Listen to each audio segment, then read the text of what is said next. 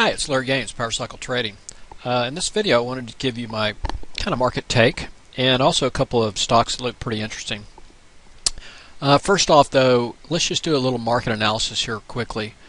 So what you have here, or you're seeing here, is the Dow futures, the S&P futures, NASDAQ 100 futures, Russell 2000 transports. So I like to look for a divergence in the market based on time frames and price.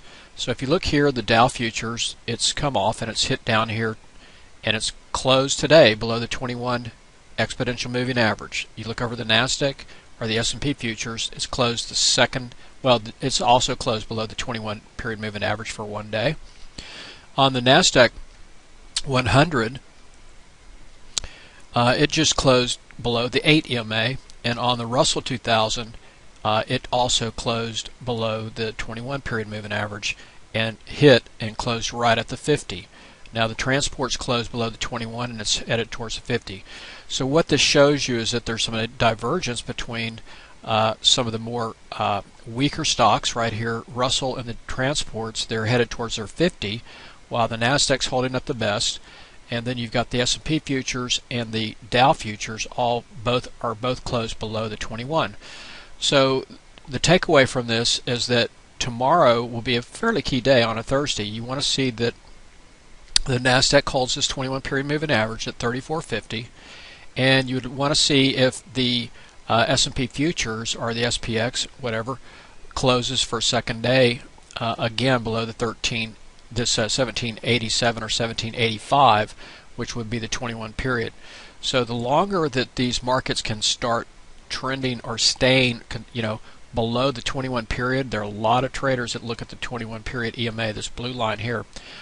So that's the case that the next level of support will then be your 50, which is right here, and your 100 below that. So I think we're going to get a little bit more of a testing of the markets tomorrow.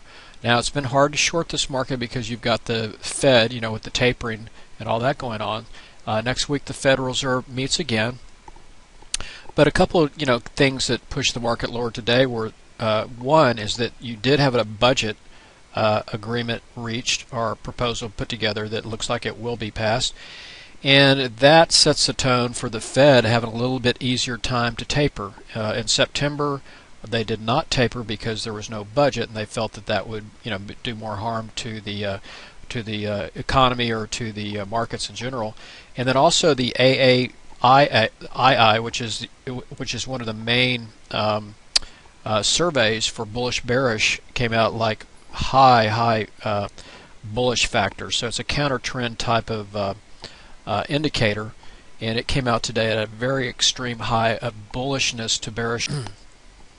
So it was very bullish. It's called the AAII Investor Sentiment Survey. It measures the percentage of individual investors who are bullish, bearish, or neutral, and it looks out to like a 6-week period. And it came out today. It was like a really high level. So supposedly, some stories are that a lot of the funds and stuff may be lightened up based on that, because it is a good contrarian indicator. But so get a perspective on the market. So there's definitely more potential room to the downside. We're at some critical areas here, as you can see. So it's a kind of a difficult trade here. What you'd like to see happen is this thing to retrace back up and then roll over again into this 21.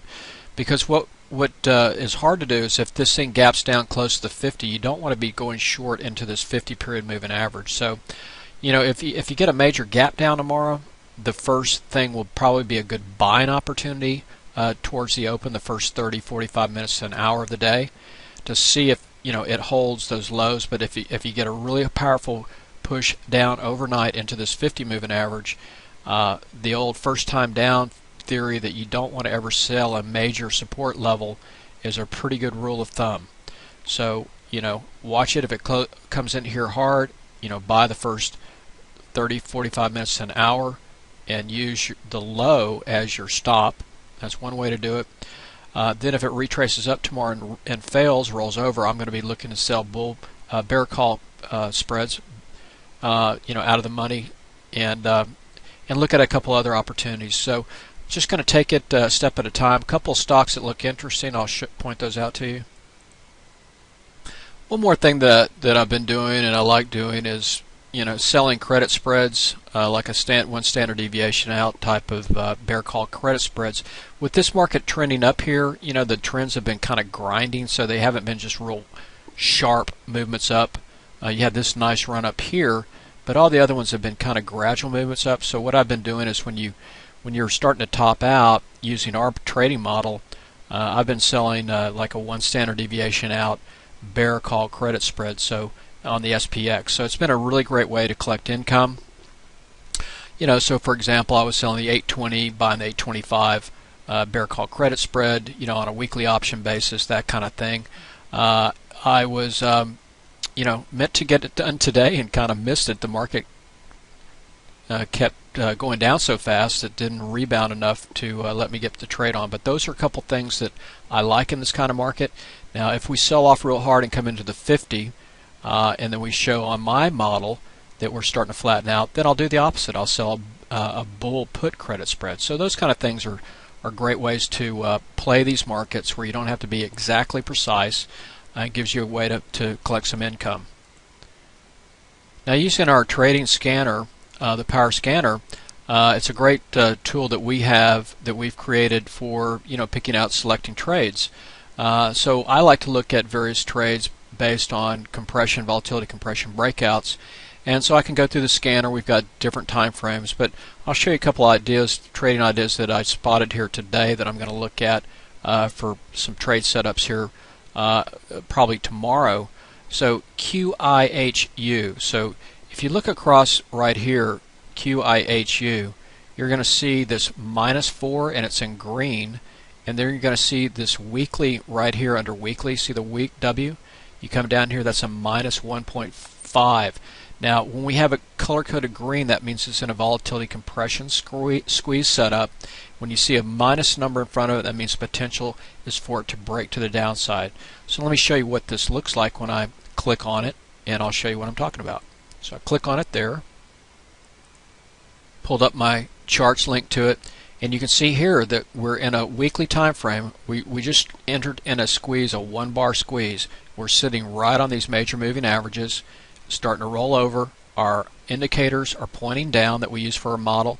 Now the daily has also been in a major tight squeeze here, and it's starting to roll over. So if this QIUH takes out this area in here, the 76 level right here, this pivot low extension, I'm going to be looking to definitely put on a bear call credit spread.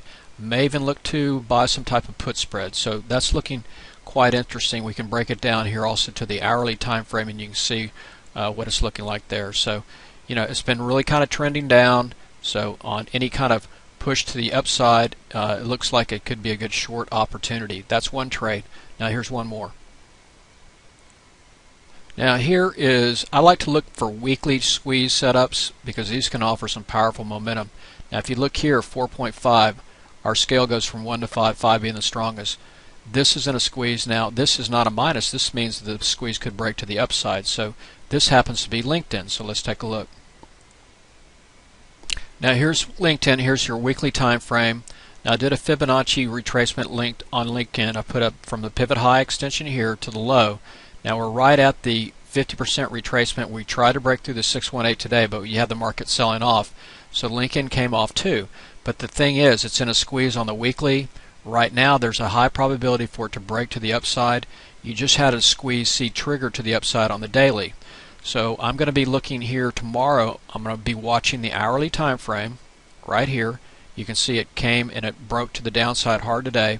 So when it starts turning back to the upside, I'm going to probably look to put on a bull put credit spread on LinkedIn tomorrow. So I'm going to be keying off of this hourly time frame on our indicators. So these are just a couple trade ideas, but if you have the right tools, you can spot these kind of trade ideas pretty quickly. Hope this helps, and good luck on your trading. Now one thing too is I'm going to be offering a mentoring program, and I'm going to be taking just a small group of people into this program, and it's going to be a program where we'll meet twice a month. It's going to be kind of a mastermind, plus I'm going to be teaching you a lot of great trading strategies, weekly options, ETFs, how to trade options on ETFs, credit spreads, you name it. We're going to go over it, and it'll be a small group environment. So if you're interested in that, please go to the link that will be on this email and check it out. Talk to you soon. Now here's a quick look. Here's the link if you'd like to check out this mentoring program, this brand new program I'm putting out. So you just go to put this in, copy and paste this, or paste this, put this into your URL, your browser, powercycletrading.com/mentoring, and that will bring up the page that you can check it out. So hope to see you in the mentoring program.